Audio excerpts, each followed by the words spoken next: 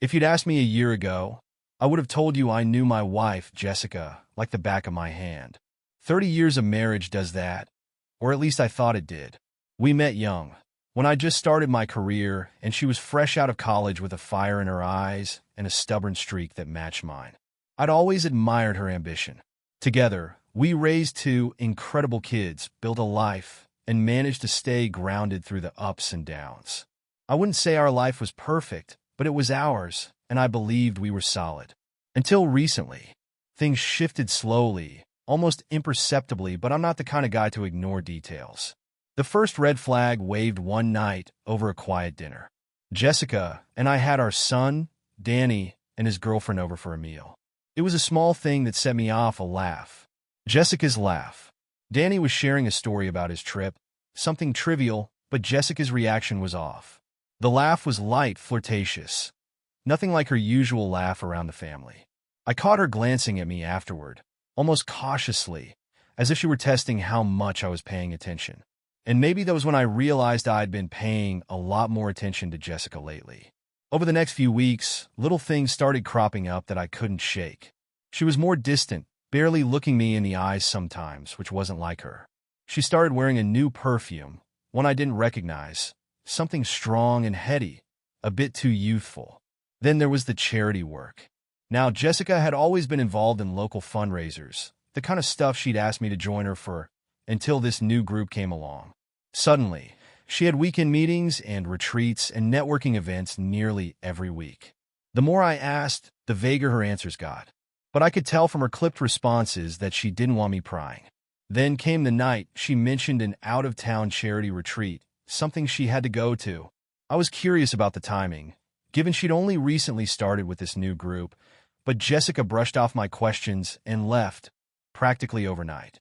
It didn't sit right with me, but I left her to it. If Jessica needed space, I'd give it to her. But when she came back, I got the feeling I hadn't been given the full story. While I was helping her unload the car, I noticed a tie sticking out from under the passenger seat.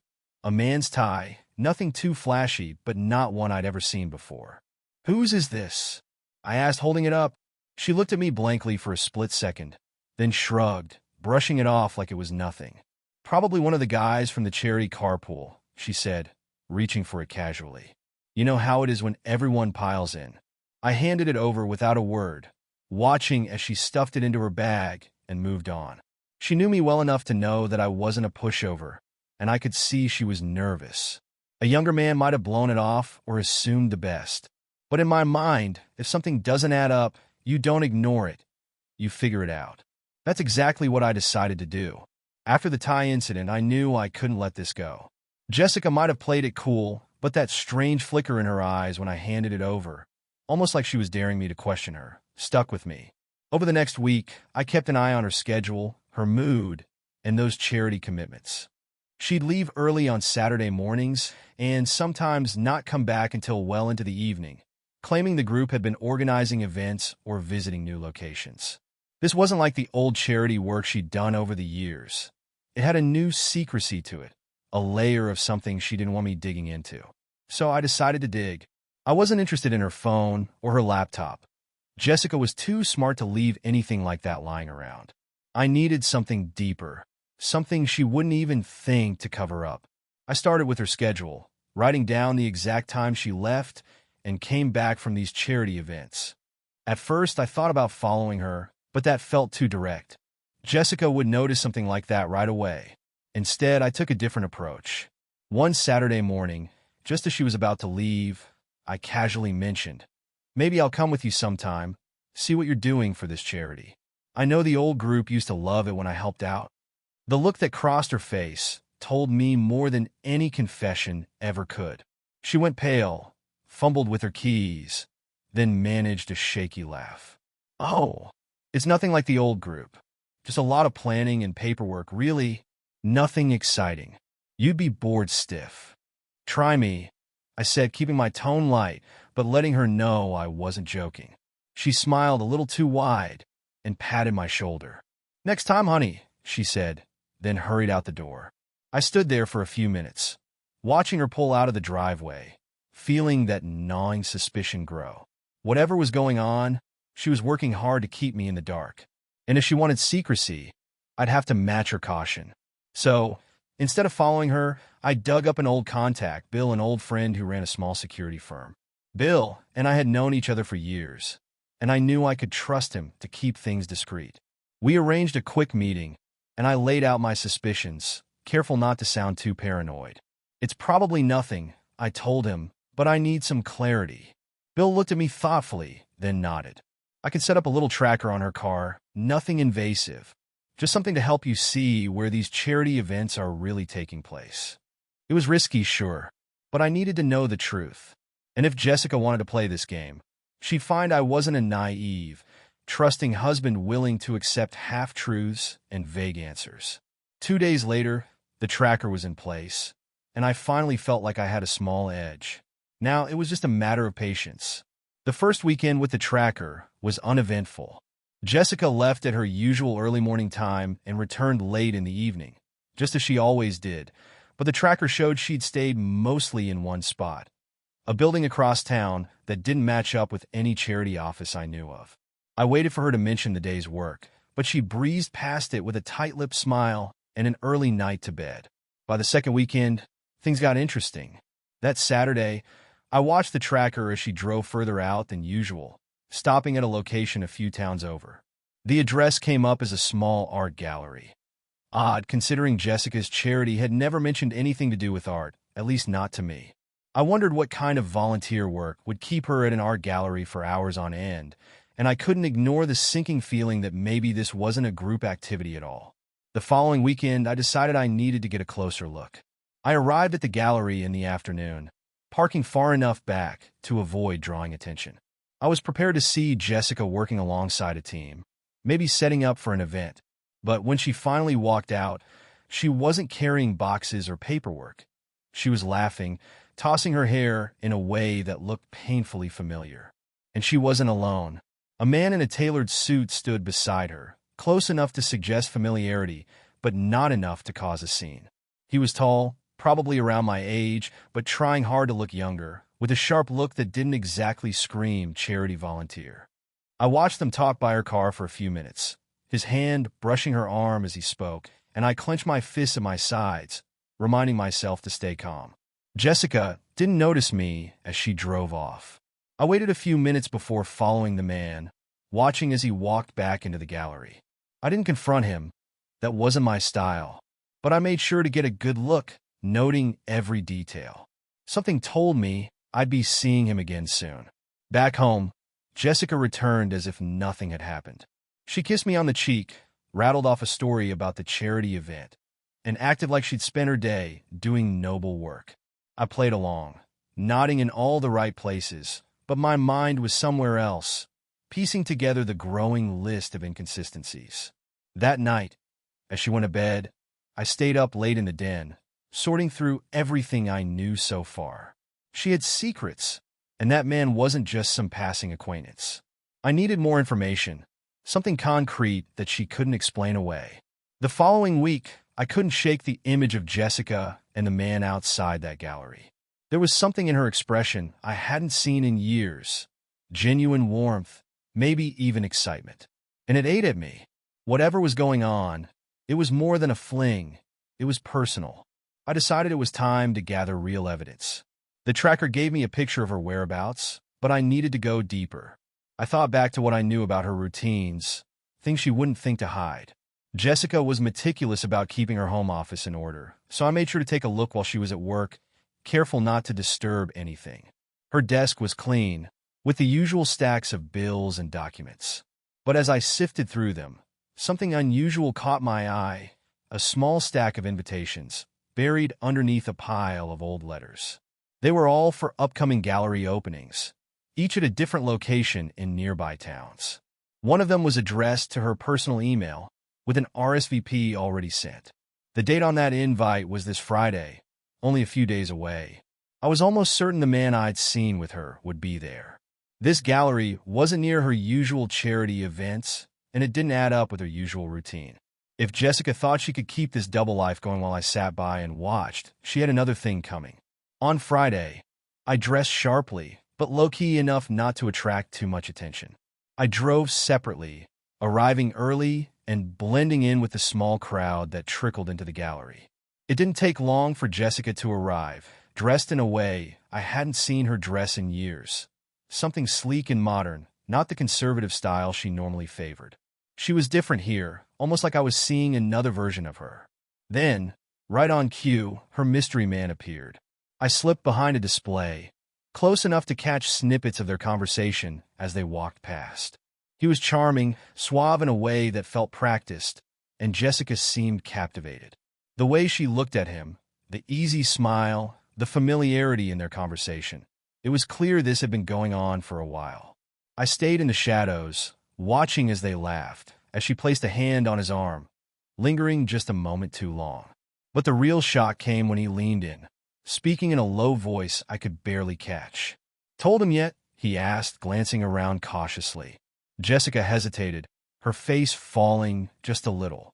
"No, not yet. I have to be careful," she said, her voice carrying a hint of worry. The man nodded, a smug smile creeping across his face. "Well, you've got time. We're in no rush." That was enough for me. I left quietly, keeping my steps light as I walked out of the gallery and back to my car. The pieces of the puzzle were finally coming together, and the last thing I needed was Jessica catching on that I knew. It was clear now. This wasn't just an affair. She was planning something, maybe even an exit strategy, and I was supposed to be none the wiser. But she was wrong about one thing. I wasn't naive, and I wasn't about to let this slide. I spent that night forming a plan of my own, one that would turn the tables and make her realize she'd been underestimating me from the start. That weekend, I kept my routine, knowing Jessica would be watching for any signs of change. I made sure to act the same, to laugh at her stories, to let her believe I was as clueless as ever. But beneath the surface, I was anything but calm. The fragments of conversation I'd overheard told me Jessica wasn't just having an affair. She was biding her time, hiding something larger. And if she wanted secrecy, I'd make sure to unearth every last detail. On Monday morning, she announced she had another charity retreat, scheduled for 2 weeks from now. I played along, nodding like a husband who trusted his wife. But in the back of my mind, a plan was already unfolding. In my line of work, I'd made some valuable connections over the years, one of which was a private investigator named Ted. Ted had handled delicate matters for a few clients I'd worked with in the past, and I knew he was thorough and, most importantly, discreet. That afternoon, I called him up, explaining the basics without too many details. He agreed to start looking into Jessica's charity group, and more specifically, the man I'd seen her with at the gallery. "Give me a few days," Ted said confidently. "I'll let you know what I find." While Ted worked on his end, I decided to do some subtle digging myself. I knew Jessica kept files on her computer related to her finances and work, and it wouldn't be out of character for me to use it from time to time. So that night, when she headed to bed, I casually took her laptop from the den, acting like I was handling bills. The password hadn't changed, which made things easier. Most of her recent files looked ordinary, just work documents and the usual home expenses. But in a folder she had labeled innocuously as Bill's Archive, I found something interesting. A series of recent transfers made to an account I didn't recognize. Each amount was relatively modest, spaced out over months, almost as if she'd been stashing away money little by little. It wasn't much yet, but it fit the pattern. Jessica was preparing for something. The next day, I met up with Ted, who already had a few findings of his own. "Your wife's charity work isn't quite what she's described," he said, passing me a thin folder. "The organization she claimed to be part of? It doesn't exist. At least, not in any formal capacity. No records, no public listings, nothing." I felt a surge of anger but held it back, nodding for him to continue. "As for the man you mentioned, he's listed as Alexander Rhodes. But that's an alias," Ted said, flipping open the file. "His real name is Thomas Grant, a mid-level real estate investor known for a few too many social affairs, if you get my drift. No wife, no kids. Keeps a low profile, especially with women he meets at these gallery events." The pieces started clicking into place. Jessica had spun a carefully woven lie, banking on the fact that I'd be too trusting to ever question her. But it was becoming painfully clear that she was creating a life for herself outside of our marriage, a life she intended to transition into, one small step at a time. Ted and I came up with a plan. I'd wait, gathering more information until her next retreat. Then, once I had all the pieces, I'd confront her, not with anger, but with the cold, irrefutable truth. And that would be only the beginning. If Jessica thought she could keep this hidden world intact without consequence, she was in for a rude awakening. The next 2 weeks passed slowly, every moment filled with tension as I kept up the pretense of being the oblivious husband. I continued playing along, acting as if nothing was amiss. Jessica seemed to grow more relaxed, possibly thinking she had successfully kept her double life under wraps. Little did she know that every smile, every laugh, every casual touch had become part of my plan. The night before her big charity retreat, I could sense a slight nervousness in her demeanor. She was packing carefully, putting aside clothes I hadn't seen her wear in years, something she might have worn on a date. I pretended to glance at my phone, but in reality, I was studying her every move, every hint that something was hidden behind her calm facade. Excited for the trip? I asked, leaning casually in the doorway. Jessica barely glanced up. "It'll be nice to get away for a few days," she said, folding a silk blouse. "Clear my head. The charity's been so demanding lately." I nodded, hiding the surge of anger that flared up with each carefully rehearsed lie. "I understand," I replied, giving her a reassuring smile that, to her, probably seemed like the real thing. The next morning, she left early, kissing me on the cheek and saying goodbye with that same hollow warmth. Once she was out of sight, I called Ted, who was already prepared to follow her. Within an hour, he confirmed that she'd met up with Thomas, who was waiting for her in a car parked a few blocks away. They drove out of town together, heading toward a luxury inn hidden deep in the countryside. It was all unfolding just as I'd expected. Now that I knew exactly where she was, it was time to execute the second phase of my plan. I spent the afternoon gathering key pieces of evidence, the bank transfers, details from Ted's reports, and some of the incriminating photos he had managed to snap that morning. But this wasn't just about gathering proof for a divorce. I intended to make Jessica understand that her actions had consequences far beyond ending our marriage. By evening, I'd arranged a small surprise for her return home. I called her close friends and family members, arranging a casual get-together at our house for the night after her retreat ended. I framed it as a celebration of the work she was supposedly doing with her charity. They all seemed excited, unaware of the true reason behind the gathering. The plan was simple. I'd let her walk into a room full of people who loved and respected her, all while I held the truth in my hands. I wanted her to see every person she'd lied to, every person she thought she'd fooled. She would face the reality of what she'd done in the presence of those who believed in her. The next evening, I made the final preparations. As guests began arriving, I kept the atmosphere light and casual, careful not to let anything slip. Jessica's parents showed up, her sister, and even her oldest friend from college, all completely unsuspecting, all there to celebrate Jessica. By the time Jessica's car pulled into the driveway, the room was full. I felt a thrill of cold anticipation as I watched her step through the front door, dressed in her carefully chosen attire, a hint of surprise flashing in her eyes as she took in the crowd. She recovered quickly, though, smiling and greeting everyone, probably relieved they hadn't suspected a thing. But the real surprise was still waiting for her. Jessica moved through the room with that familiar grace, greeting each guest with her usual charm, her voice light as she spoke about her charity work and weekend retreat. But she didn't know I was watching every word, every gesture. This was her stage, and she didn't realize that tonight I controlled the script. Once everyone had arrived, I stood by the doorway, waiting until Jessica's voice finally drifted into silence as she noticed me watching her. I held her gaze for a moment longer than usual, letting her see the intensity in my expression. Her smile faltered just a bit. "Jessica," I began, gesturing for everyone's attention, "I wanted to say a few words about how much we all admire what you've been doing these past few months. It takes dedication, commitment, and a strong sense of purpose to make such a difference. A slight look of relief crossed her face as the room broke into applause. But as the clapping died down, I continued, this time in a tone that cut through the room like ice. You know, I said, my voice now edged with something harder, I think it's only right we show everyone exactly how much work you've been putting in. I walked over to a laptop I'd set up on the coffee table earlier, and with a few clicks brought up a series of images on the screen, photos Ted had taken of Jessica with Thomas. The images were clear, undeniable, showing her in that luxury inn lobby, laughing with him, their hands close, the kind of closeness that couldn't be explained away as charity work. The room went dead silent. Jessica's face turned ashen, her mouth opening slightly as she tried to form words.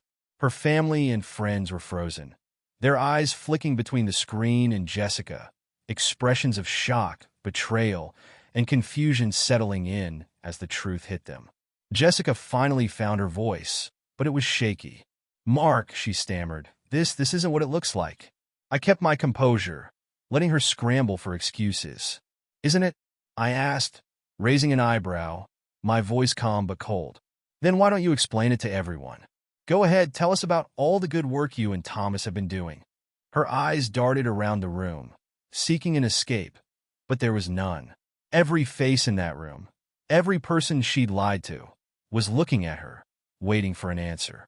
But Jessica was speechless, cornered by the very people she'd tried to deceive.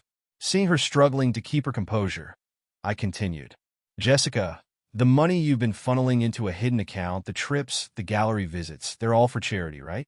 Maybe you can tell us about this organization you've been working for. I'm sure everyone here would love to hear more." She shook her head slightly, her voice barely a whisper. "Mark, please can we talk about this in private?" I ignored her plea, looking around the room at our guests. You see, I thought Jessica was doing something meaningful. I thought she was being honest. But sometimes what we think we know is just a mask. And some people, well, they wear that mask a little too well. The weight of the betrayal settled in, and I saw the shift in everyone's faces, the disappointment, the hurt, and worst of all for Jessica, the doubt. Jessica's family members stood in silent shock, her parents' faces unreadable, her sister unable to look her in the eye. In that moment, everything Jessica had been hiding, every ounce of her deceit, was laid bare. And she knew it. I looked back at Jessica one last time, letting her see the resolve in my eyes. "I'm done being played, Jessica," I said, my voice firm. "You wanted a life without me in it, and you can have it. But don't think you'll walk away from this without facing the consequences of every lie you've told." And with that, I turned and walked out of the room, leaving her to face the wreckage she created. I walked out of that house feeling a strange mix of finality and relief. Jessica's carefully crafted facade had shattered, and with it, any chance she had of weaving me back into her web of lies. For the first time in months, I felt the weight lifting from my shoulders. But I wasn't finished yet. Jessica had created this mess, but now I would be the one to decide how she would handle it. I took a hotel room downtown that night, leaving her alone to pick up the pieces. Early the next morning, I met with my lawyer. Fortunately, I'd thought ahead and gathered every piece of evidence I'd need to make this divorce as airtight as possible.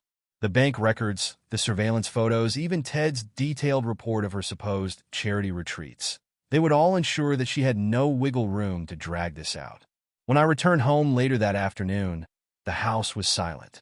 Jessica had clearly spent the night alone, and the evidence of her attempts to explain herself had fallen on deaf ears.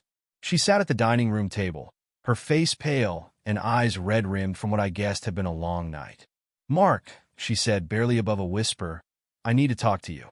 I sat down, feeling an icy calm settle over me. "Go ahead." She took a shaky breath, her hands twisting nervously. "I know how this looks, but Thomas, he was just a friend. Things got complicated, I got lost. I was trying to find some excitement, but I never meant for things to go this far. I never meant to hurt you." The words were hollow, lacking the conviction of a real apology. She looked at me as if expecting pity, but I felt none. "You never meant to hurt me?" I repeated, the edge of my voice catching her off guard. "Jessica, you lied to my face for months. You siphon off our money, you build an entire life behind my back, and you're still sitting here trying to justify it." She opened her mouth to protest, but I raised a hand, silencing her. "No more lies. I've already started divorce proceedings. You'll be hearing from my lawyers soon, and trust me, you'll find the terms straightforward enough." Her face blanched at the mention of divorce, her calm slipping. "Divorce? Mark, we've been married for 30 years. We have a life together, children, a family." "Our family?" I asked, a bitter smile tugging at my lips. "Do you think our family meant anything to you while you were with him, hiding behind your fake charity work?" Jessica's expression shifted from pleading to desperation. "Mark, please. I made a mistake, but we can fix this. We can go to counseling, work on our marriage. I still love you." I shook my head. "Love? You don't betray the people you love, Jessica. You don't create elaborate lies to keep them in the dark. No, this marriage is over." She slumped back in her chair, her eyes filling with the painful realization that I meant every word. "You'll stay in the house until the divorce is finalized," I continued coldly. "But from now on, we're done. Separate lives under one roof. You made your choices, Jessica, and you'll live with the consequences." I left her at the table, her gaze vacant as she stared into the distance, no longer the confident woman she had once been. She had wanted excitement, a taste of a different life, but she hadn't counted on the cost. Now, she'd have to pay for it in ways she never expected. In the days following our confrontation, I kept the house cold, almost clinical. Jessica had lost the right to my compassion, and I made sure she knew it. I moved my things into the guest room and kept to myself, coming and going with no more than a nod in her direction. The distance I created was deliberate, a reminder that I wasn't just angry. I was done. Jessica tried various approaches, as if some shift in her tone or words might change my mind. She went from tearful apologies to empty promises and, finally, to frustrated outbursts, but nothing broke my resolve. I let her words wash over me, offering no response, no acknowledgement. It was as if I were living with a stranger, one who had worn the mask of my wife for 3 decades. Meanwhile, I continued with the legal process, which was moving quickly thanks to the evidence I had collected. My lawyer assured me that everything pointed in my favor. Jessica had siphoned funds without my knowledge, and the record of her deceptions was undeniable. In terms of our finances, she'd be held accountable. And with our children grown, custody wasn't an issue, though I made sure they knew the truth about what had happened, minus some of the harsher details. One evening, after a particularly tense silence over dinner, Jessica finally asked, "Mark, can we at least try to be civil? You're treating me like a criminal." I looked up from my plate, meeting her eyes with a calm intensity. "Civil? You lost the right to that when you brought a stranger into our marriage and hid it behind layers of lies. Civility requires respect, Jessica, and I don't have any left for you." Her face fell, and she looked down, her hands wringing in a familiar gesture of nervousness. She wasn't used to this. She'd always been able to charm her way out of trouble, to say just the right thing to smooth things over. But now, with the truth out in the open, she was powerless. Over the next week, her behavior shifted. She was less vocal, no longer trying to coax or reason with me. I knew she was strategizing, likely preparing for whatever life would look like after the divorce was final. And to ensure she wouldn't walk away without facing further consequences, I enacted the next phase of my plan. The money she'd funneled out over months had been moved into a hidden account. Yes, but that account was linked to her workplace email, something that could raise a few eyebrows if someone decided to take a closer look. I anonymously tipped off her employer that there might be some irregularities in her expense accounts. Within days, they launched an internal review. Soon, the walls Jessica had built around her secret life were crumbling. I overheard her on the phone one night, trying to explain herself to her boss, but the panic in her voice told me the situation was serious. She had put her career on the line for a life she thought she could hide, and now it was unraveling as completely as our marriage had. After the call with her boss, Jessica's demeanor shifted yet again, the mask of confidence she'd worn for so long beginning to crack. She knew I had left her cornered, with every route she might have used to justify her actions cut off. But despite the slow unraveling, She clung to some hope that things might still work out. It was strange, really. She'd betrayed me, deceived our family and friends, and yet she seemed to think she could somehow regain control. Then, a few days later, the real fallout began. Jessica's employer discovered that the funds she'd transferred to her hidden account had been misrepresented as business expenses, approved by her own fraudulent entries. She'd taken calculated risks, assuming no one would notice a few $100s here or there. But after my anonymous tip, they'd combed through her accounts, finding discrepancies that now span nearly a year. By the end of the week, she was asked to resign. She came home that evening with a hollow look in her eyes. "I lost my job," she said, her voice quiet and brittle. I didn't react, simply nodded. "It's what happens when people choose to live double lives, Jessica. Sooner or later, the truth catches up." She stared at me, the anger she'd been holding back finally surfacing. "You did this, didn't you?" she accused, her voice wavering. I met her gaze, unflinching. "I only did what you forced me to do. You're the one who built a life on lies. I just made sure you were accountable for them." Jessica fell silent, her face pale, but I could see the gears turning. She knew there was no escaping the consequences, no way to twist this into something she could manage. I felt no pity. If anything, I felt a grim satisfaction watching her come to terms with the mess she'd created. The rest of the week, Jessica stayed mostly locked in our bedroom, coming out only for brief meals and to check her phone. She was likely scrambling to see if any of her so-called friends could offer her a lifeline, but she found none. Her friends were more distant now, likely uncomfortable with the scandal she'd been part of or unwilling to help someone who'd so thoroughly betrayed her family. By the end of that week, I got the call I'd been waiting for. The lawyer had finalized the terms of the divorce agreement, and all that was left was Jessica's signature. The house would go to me, given her breach of trust and misuse of funds. Her bank accounts were being divided, but given her recent financial misconduct, the terms leaned heavily in my favor. As for her reputation, well, I'd already taken care of that. When I handed her the papers, she looked at them, then back at me, the realization hitting her hard. "You're really going to take everything, aren't you?" she whispered, her voice thick with anger.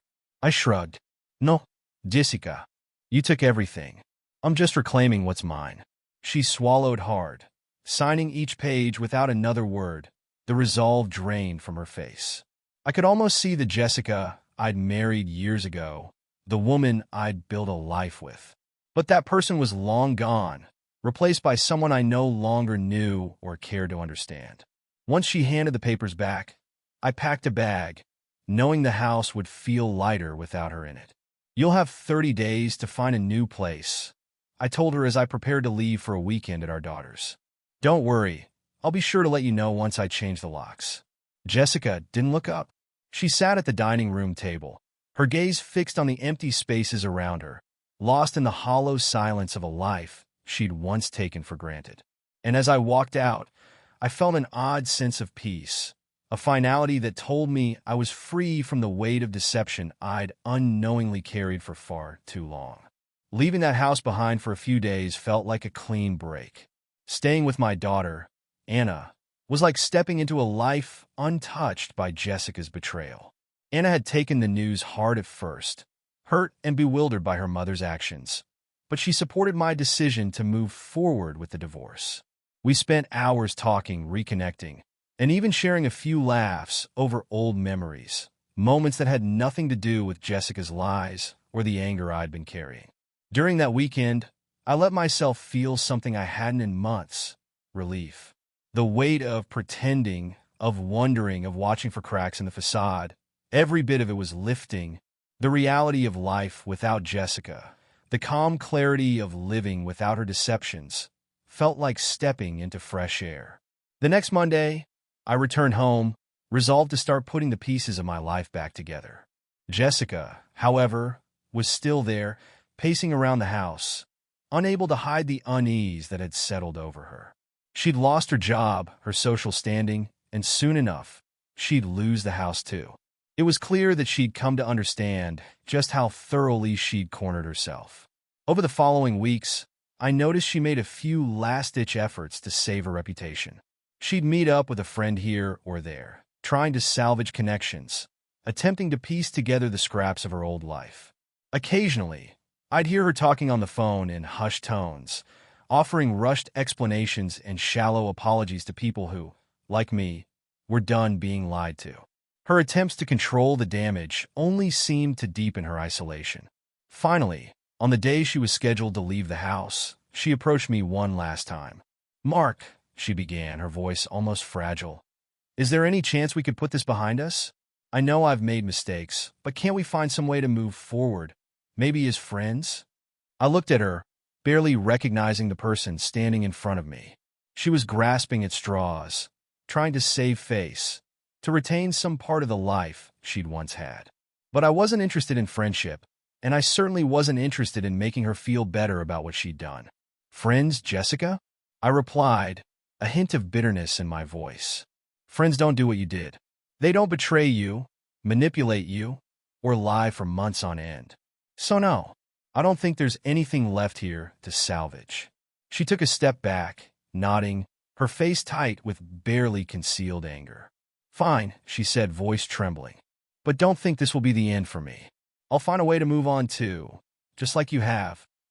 I held her gaze for a moment, then shrugged. "Good luck, Jessica, but I don't think luck has much to do with it."